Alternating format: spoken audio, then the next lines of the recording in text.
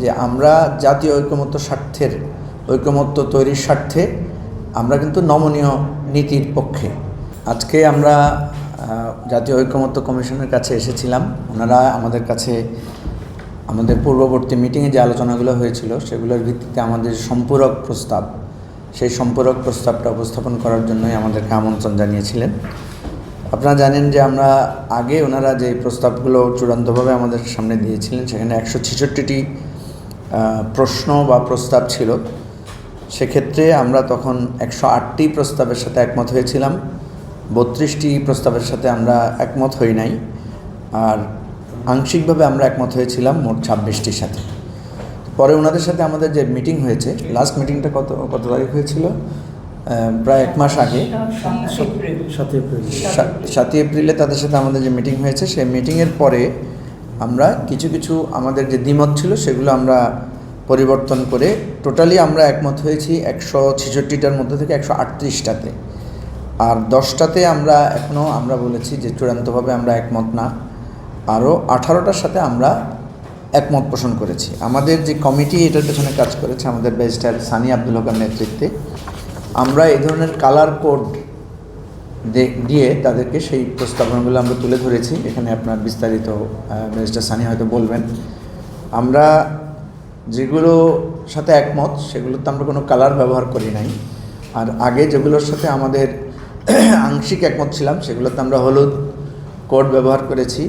চূড়ান্তভাবে আমরা যেগুলোর সাথে একমত পোষণ করেছি সেখানে আমরা গ্রিন অর্থাৎ সবুজ কোড ব্যবহার করেছি, আর যেগুলোর সাথে আমরা এখনও একমত না, ফাইনালি আমাদের স্ট্রং দ্বিমত আছে, সেগুলো আমরা রেড অর্থাৎ লাল কোড ব্যবহার করেছি।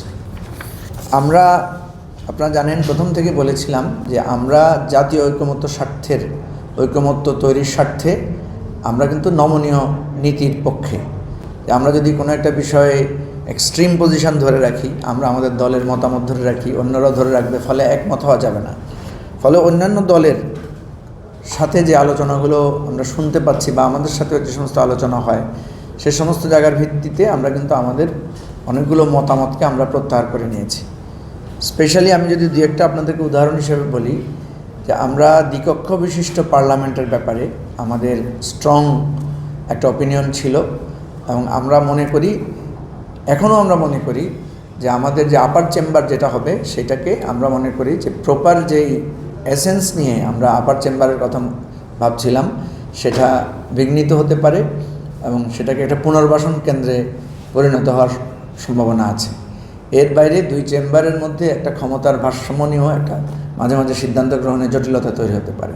কিন্তু যেহেতু বেশিরভাগ দল এই বিষয়ের সাথে একমত, একটা দ্বিকক্ষ বিশিষ্ট পার্লামেন্টের ক্ষেত্রে, সেক্ষেত্রে আমরা একমত পোষণ করেছি, এবং আমরা মনে করেছি আমরা যে সমস্ত প্রবলেমগুলোতে রেইজ করেছি, যে সমস্ত বিষয়ে কনসার্ন রেইজ করেছি, সেগুলো যাতে তারা খেয়াল করেন। এরপরে নারী আসনের ব্যাপারটা আপনারা জানেন যে 100 আসনে নারীর এই জায়গাটা কিন্তু এখনও সিদ্ধান্তে পৌঁছানো যায় না যে এগুলো নির্বাচন পদ্ধতিটা কিভাবে হবে। আমরা ফাইনালি 100 আসন নারীর জন্য সংরক্ষিত রেখে সরাসরি নির্বাচনের বিষয়টাকে আমরা একমত হয়েছি, কিন্তু এই নির্বাচনের পদ্ধতিটা কী হবে এটা নিয়ে আমরা দেখেছি, দুইটা পদ্ধতি নিয়ে আমরা বিশ্লেষণ করেছি, কিন্তু এখনও একমত হতে আমরা পদ্ধতিটার জায়গায় এখনও আমাদের মধ্যে ভিন্ন মত রয়েছে। তো আমরা এর বাইরে একটা জিনিস আমরা আজকে স্পষ্ট করে বলেছি, সেটা হচ্ছে যে জাতীয় ঐকমত্য কমিশন অনেকগুলো মিটিং করছেন, অনেক দলের সাথে আলোচনা করছেন, কিন্তু এখন পর্যন্ত আমরা তাদের যেই কনক্লুসিভ প্রসেস এটাতে আমরা সন্তুষ্ট না। আমরা বলেছি যে আমরা মনে করি যে জাতীয় ঐকমত্য কমিশনের কাজের অগ্রগতির ব্যাপারটা আমাদের কাছে এখনও অস্পষ্ট। ফলে আমরা ওনাদেরকে বলেছি যে আপনাদের কাজের প্রোগ্রেস জায়গাটা আমাদেরকে আরেকটু আপনারা স্পষ্ট করেন। ওনারা বলেছেন যে কিছু দিনের মধ্যেই আমরা হয়তো স্পষ্ট একটা গাইডলাইন পাবো। আর একটা বিষয়ে আমরা স্পষ্ট করে বলেছি, সেটা হচ্ছে প্রতিনিধিত্বশীল আনুপাতিক নির্বাচন পদ্ধতির ব্যাপারে।